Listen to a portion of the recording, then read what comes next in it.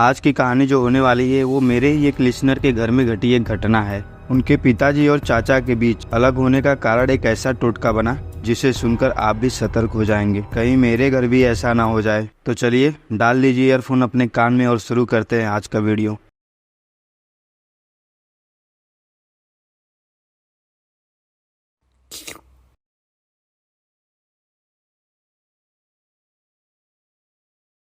कोई भी इंसान हो वो अपने 3 पीढ़ियों को देखता जरूर है। वो कैसे?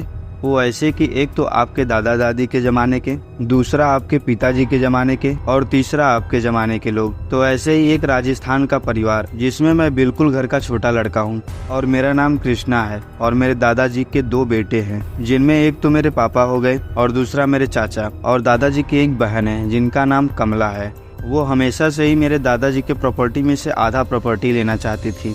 एक दिन घर में बुआ की एंट्री होती है और वहीं से शुरू होता है हमारा विनाश। जब वो आकर देखती हैं हमारे घर को तो देखकर दंग रह जाती हैं कि इतने सुख सुविधा के साथ ये लोग कैसे रह सकते हैं। जब मेरे घर से ये सब देख कर गई तो उन्हें ये खुशी बर्दाश्त नहीं हुई। अब जो होने वाला था उसे सुनकर आपकी रूह कांप जाएगी। अगले ही दिन मेरी बुआ एक बहुत ही बड़े तांत्रिक से मिलने गई, जिसने कुछ ऐसे मंत्र और तरीके बताए जिससे परिवार पूरा का पूरा टूट जाए और खुशियों का नामो निशान न रहे। एक ऐसा टोटका जो इंसानों की बलि मांगती है, वो भी बूढ़े और नौजवान नहीं, एक ऐसे बच्चे का जिसकी उम्र 5 साल से कम हो। और आप भली भांति जानते हैं कि 5 साल से कम उम्र की लड़कों की शैतानी शक्ति कितनी खतरनाक होती है। जस्ट लाइक मोंजिया। जिन्हें नहीं पता कि मोंजिया क्या होता है, वो डिस्क्रिप्शन में लिंक पड़ा है, वहां से जाकर देख सकते हैं। और वो एक ऐसे बच्चे की तलाश में थी जिसकी उम्र 5 साल से कम हो। अब लड़के का इंतजाम कहाँ से हो, तो उसकी जिम्मेदारी उन्होंने एक कसाई को दे दी। उन्होंने कहा, ये लो कुछ पैसे, मुझे एक 5 साल के बच्चे को ला कर दो। और वो गांव के बाहर से एक बच्चा चुरा लाता है। अगली रात वो उस तांत्रिक के साथ मिलकर तंत्र मंत्र विद्या के साथ उस बच्चे की बलि दी जाती है और अपने देवता से एक ऐसे शैतान की मांग करते हैं जो परिवार को बर्बाद तो करे ही करे, साथ में आने वाली पीढ़ियों को भी बर्बाद कर दे। सोचिए, एक औरत का स्वार्थ और लालच इस हद तक चला गया कि उसे अपने भाई की ही खुशी बर्दाश्त नहीं हुई। अब जो शैतान बनकर आया उसे एक नारियल में कैद करके उसे अपने वश में कर लिया ताकि जो वो बोले वो वही करे। अब बुआ मेरे घर आने का सही समय का इंतजार कर रही थी। कुछ दिन बाद वो मेरे घर पहुंच ही जाती हैं। उस समय क्या था कि खूब ठंडी पड़ रही थी और शाम को ही भयंकर वाला कोहरा छा जाता था और पूरी रात कोहरा जमकर पड़ता था। मेरा घर कुछ इस प्रकार से था कि चारों तरफ कमरा था और बीच में बड़ा सा आंगन। राजस्थान में आप देखे होंगे तो सभी के घर लगभग कुछ ऐसे ही बने होते हैं। 2 दिन बाद अमावस्या आने वाला था और आप जानते हैं कि उस रात चंद्रमा पूरी तरह से समा जाता है, जिससे पूरी तरह से अंधेरा छा जाता है। हिंदू धर्म में ये भी मान्यताएं हैं कि रात भूत प्रेत और नकारात्मक शक्तियां एक्टिव हो जाती हैं। इसी कारण से इसे तंत्र मंत्र और अघोरी साधनाओं के लिए महत्वपूर्ण माना जाता है। और इसी मौके का फायदा उठाते हुए बुआ ने आंगन में कुछ ऐसा किया जिसे मेरी आंखें फटी की फटी रह गई। रात के 12 जैसे ही बजते हैं मुझे कुछ जमीन से खोदने की आवाजें सुनाई देती हैं और अचानक से मेरा नींद खुलता है। मैं बाहर जाता हूँ 1 नंबर करने, तभी मुझे आंगन में कुछ धुंधला धुंधला सा दिखाई देता है क्योंकि कोहरा भी बहुत था और अंधेरा भी। लेकिन जैसे ही मैं वहां जाता हूं और आवाज देता हूं तो वहां कोई नहीं रहता, लेकिन हाँ, जमीन में कुछ गड्ढा टाइप का था और मैं उस समय काफी भयंकर नींद में था तो ठीक से देख भी नहीं पा रहा था। मैंने सोचा चलो सुबह देखूंगा। जैसे ही मैं मुड़ा अपने रूम की ओर तभी किसी का हाथ मेरे पैरों से टकरा गया। तभी वहाँ अचानक से बुआ आ गई और बोली, कृष्णा बेटा यहाँ क्या कर रहे हो, जाओ सो जाओ अपने रूम में। और मैं उनकी बात भी मान लेता हूँ और चला जाता हूँ। जब मैं अगली सुबह उठता हूँ तो मेरे को उठने में 10 बज जाते हैं। उठकर सबसे पहले मैं आंगन में देखता हूँ, लेकिन ये क्या, आंगन की बुआ लिपाई पुताई कर रही हैं।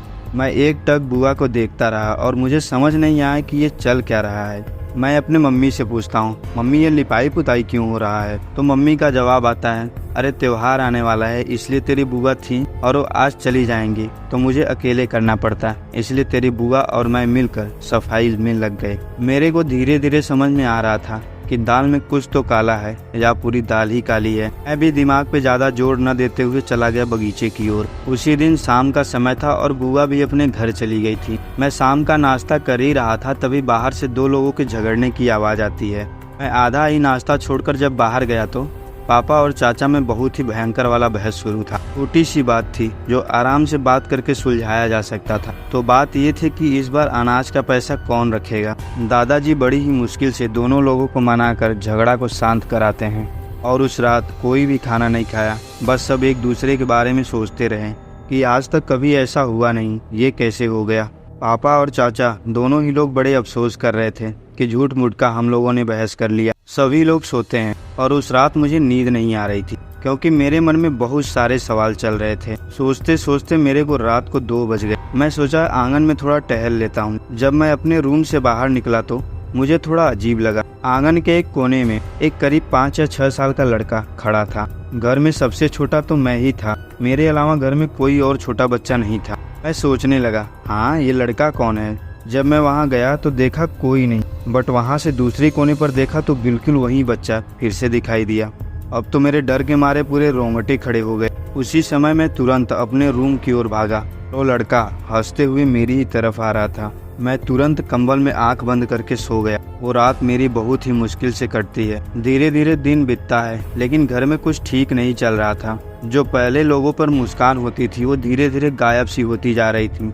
पापा हर बात पे चिड़चिड़े हो जाते थे और चाचा की तो बात ही मत करो, उनकी आंखें हमेशा लाल रहती थी। एक दिन प्रॉपर्टी के लिए इतना भयानक झगड़ा हो गया कि पूरे गांव वाले जुट गए झगड़ा देखने के लिए। जैसे लग रहा था एक दूसरे के खून के प्यासे हैं। अब पापा, चाचा और दादा एक दूसरे की शक्ल तक देखना पसंद नहीं करते थे।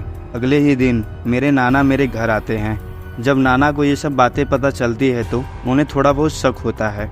हो सकता हो किसी ने इस परिवार पर काला जादू किया हो। बस वो इतना कहकर थोड़ा बातचीत करते हैं मम्मी से और अपने घर चले जाते हैं क्योंकि घर में कुछ ठीक नहीं चल रहा था तो रुकना ठीक नहीं था। अगले ही दिन दादाजी गांव के बाहर से एक तांत्रिक को बुला लाते हैं। जब तांत्रिक घर में प्रवेश करता है तो दीवारों से जैसे रोने की आवाजें आने लगती हैं। तांत्रिक समझ जाता है कि कुछ तो यहाँ हुआ है, वो भी छोटा मोटा नहीं, बहुत बड़ा। तांत्रिक के आंगन में जाते ही उसे सब कुछ साफ साफ दिखाई देने लगता है। एक छोटा बच्चा जो आंगन में खेलते कूदते हुए दिखाई पड़ता है। तांत्रिक से वो बच्चा कहता है, क्यों आए हो यहाँ पर? यदि तुम अपना भलाई चाहते हो तो चले जाओ यहाँ से। तांत्रिक एक फावड़ा मांगता है और आंगन के बीचों बीच जमीन खोदना स्टार्ट कर देता है। थोड़ी ही अंदर खोदता है तभी एक छोटे बच्चे का हाथ दिखाई देता है। जब वो पूरा अंदर तक खोदता है तो अंदर से एक बच्चे की पूरी बॉडी निकलती है। घर में सभी के पैरों तले जमीन खिसक जाते हैं। बॉडी के साथ साथ उस बच्चे की आत्मा भी उस नारियल से निकलती है और उस बच्चे की आत्मा को वो दूसरा तांत्रिक कंट्रोल कर रहा था। अब सबसे बड़ा सवाल था आखिर ये किया किसने। तो मैंने उस रात वाली बात सभी को बताई कि उस रात बुआ ने और एक आदमी ने मिलकर किया था। मैं इसलिए कंफर्म नहीं हो पा रहा था क्योंकि रात में तो गड्ढा था बट दिन में नहीं था। इसीलिए बुआ ने पूरे घर की लिपाई पुताई की थी ताकि किसी को पता न चले।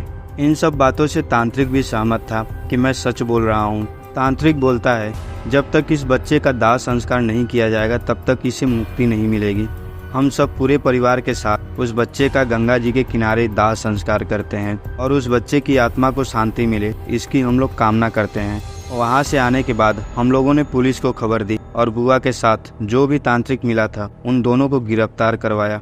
अब मेरा परिवार पहले ही जैसा खुशहाल और एक हो गया। तो दोस्तों यही खत्म होती है कृष्णा द्वारा भेजी गई कहानी। और यदि आपके पास भी कोई ऐसी कहानी है तो आप हमारे ईमेल या इंस्टाग्राम पे डीएम कर सकते हैं। बाकी यार वीडियो अच्छी लगी तो वीडियो को लाइक और चैनल को सब्सक्राइब ठोको यार। बाकी मिलते हैं नेक्स्ट वीडियो में, तब तक के लिए धन्यवाद।